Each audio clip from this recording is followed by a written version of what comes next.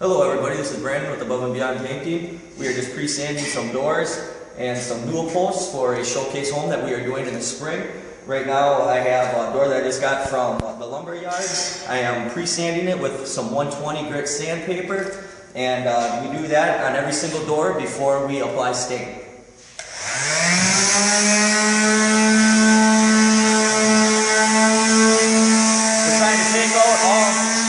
We're trying to take out all scratches and any dents or nicks that are in the door to make sure that we have a nice, smooth, flush finish.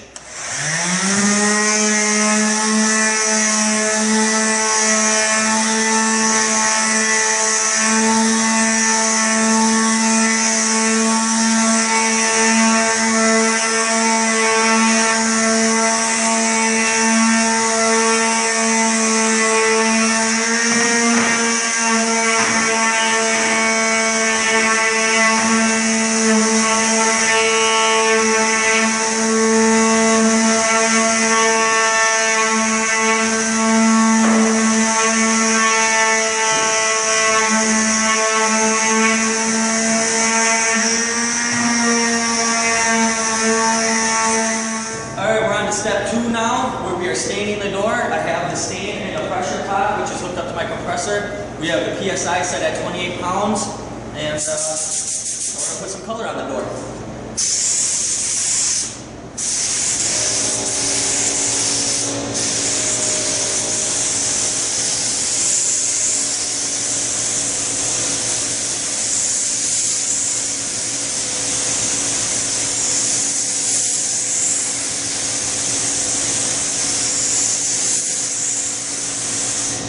We had a little bit of a dirty tip, so the needle was spitting a little bit, but it fixed itself.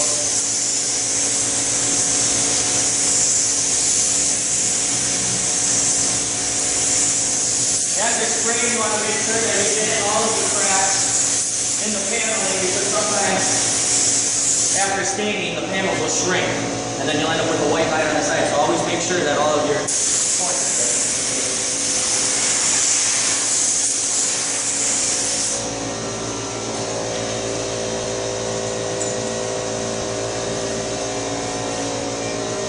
Now we're just wiping the stain from the door.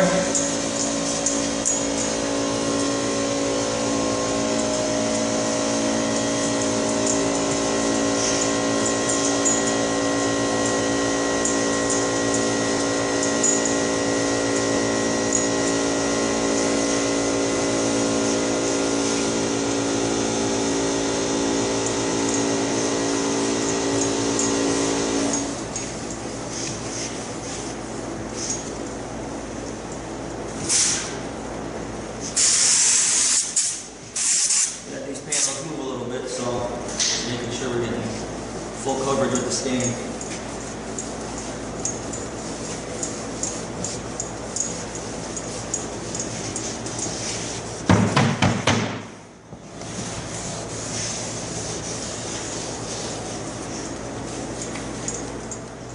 After wiping the stain off of the door, I always like to keep a feather brush in my pocket so I can always get into the panels of the door and make sure that we don't have any extra or existing stain that can either run or cause a drip or cause miscoloration in the door that's not supposed to be there. That way we have a nice, smooth, flush finish on everything.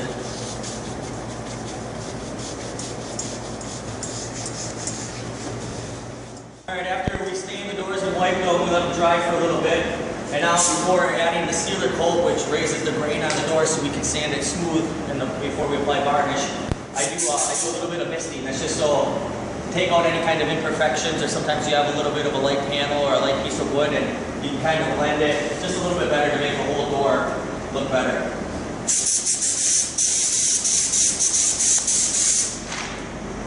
It's not much, I'm just misting a little bit on, and then sometimes I come back with the brush and I just kind of feather it out and blend it out.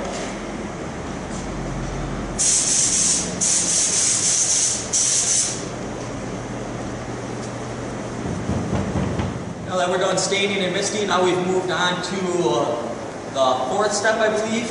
We are going to be sealing.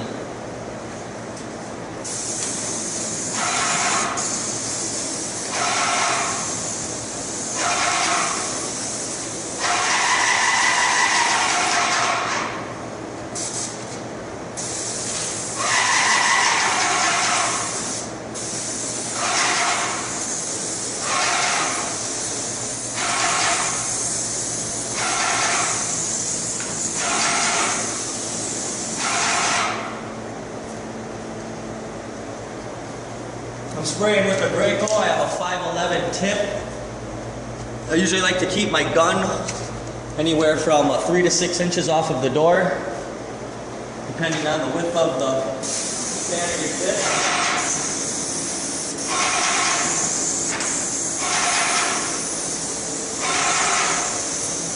All the way to the top, all the way to the bottom.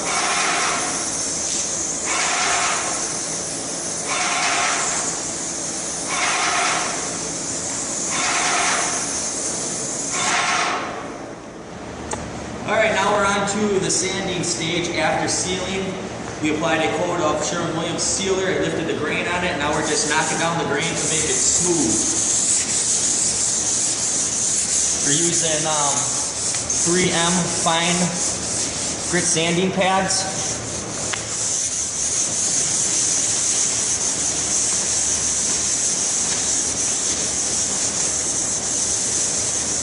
And whether you're doing trim or you're doing doors, or you're doing bedroom sets, or even any kind of a side job, you always stain, seal, sand, and then varnish.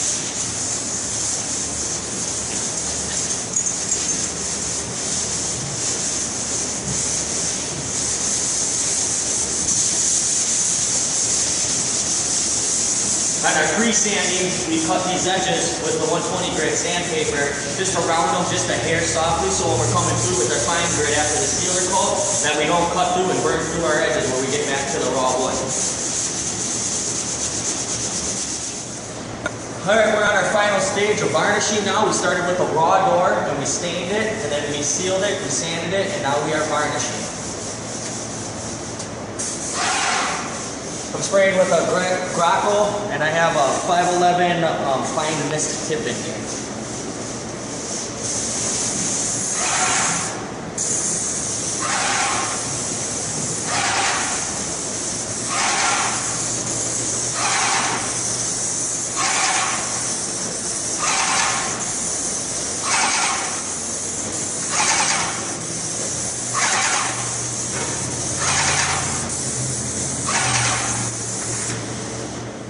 Alright, we're doing the second side of the door, which is the back side, for the final coat of varnish. Make sure you guys wear your masks. I didn't have mine on before, but you should definitely always have these on. I usually keep my gun about 3 to 6 inches away from the door, and my overlap is usually anywhere from 25 to 50% overlap.